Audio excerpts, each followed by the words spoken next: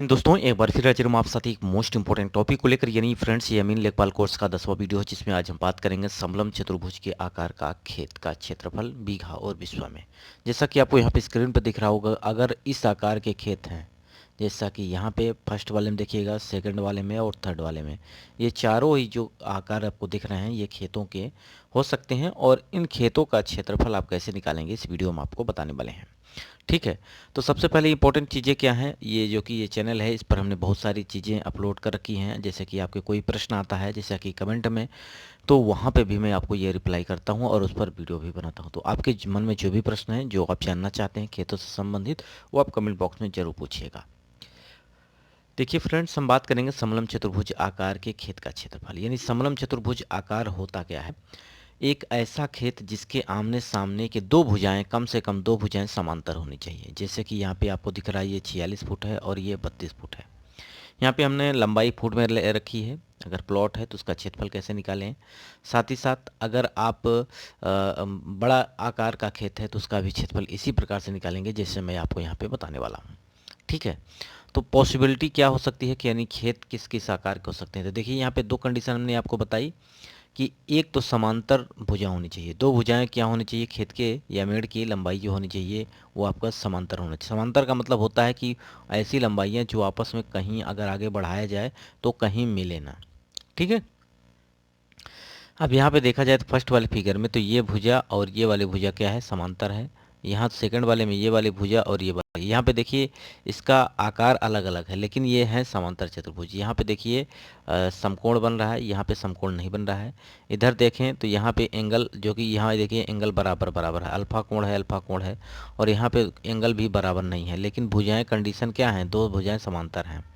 इसमें भी वही बात है कि यहाँ पे कोई भी कोण बराबर नहीं है लेकिन दो भुजाएं आपस में समांतर हैं।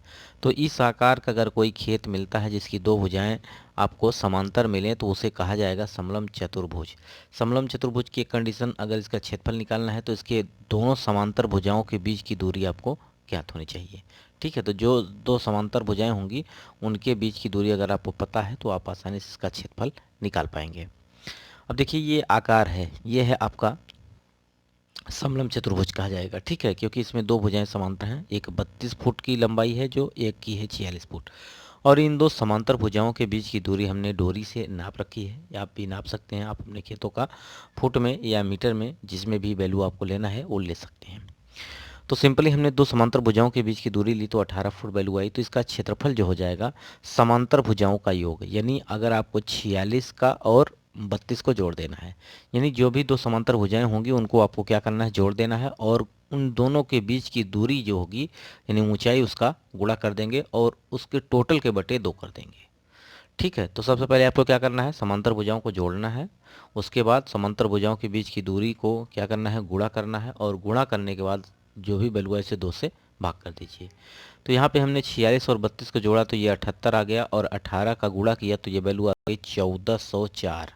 ठीक है, अब 1404 को हमने दो से भाग कर दिया तो ये वैल्यू निकल के आई 702 वर्ग फुट। ठीक है, तो ये कुल खेत का क्षेत्रफल हो जाएगा।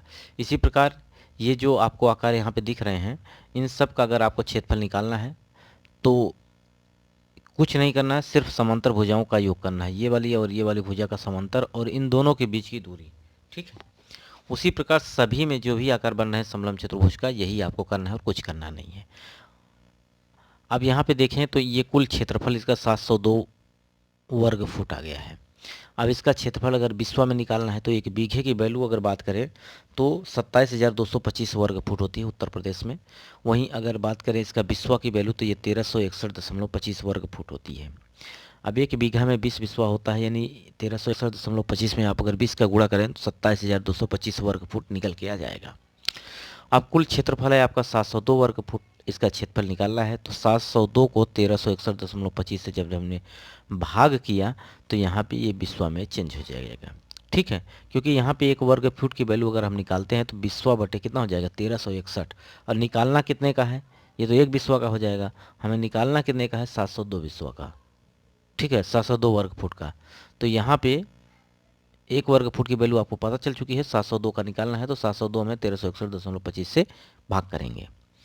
ये आपका बिस्वा में चेंज हो जाएगा। अब इसको धूर में चेंज कर लेते हैं। एक बिस्वा की वैल्यू 20 धूर के बराबर होती है, तो सिंपली इस बिस्वा की जगह हम 20 का गुणा कर देंगे तो ये धूर में चेंज हो जाएगा, जो कि 10.31 धूर निकल के आएगा। अब इसका मतलब समझ लीजिए कि अगर कोई भी खेत अगर 5 लाठा लंबा और 2 लाठा चौड़ा हो तो ठीक है, तो ये आपका 10 धूर कहा जाएगा। कितना?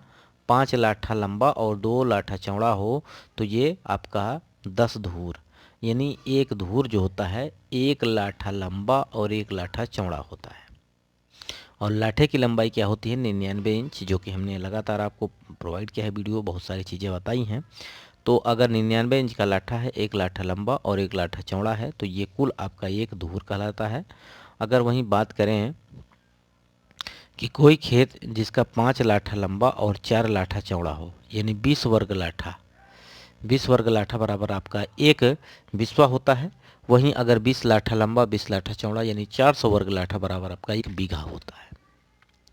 तो ये बातें आपको पता है तो आसानी से बदल सकते हैं। तो ये कुल धूर में खेत का क्षेत्रफल या प्लॉट हो तो उसका क्षेत्रफल 10.31 धूर आ जाएगा। तो ये वीडियो आपको कैसा लगा कमेंट बॉक्स में आप जरूर बताइएगा। वीडियो यहीं समाप्त करते हैं। नमस्कार।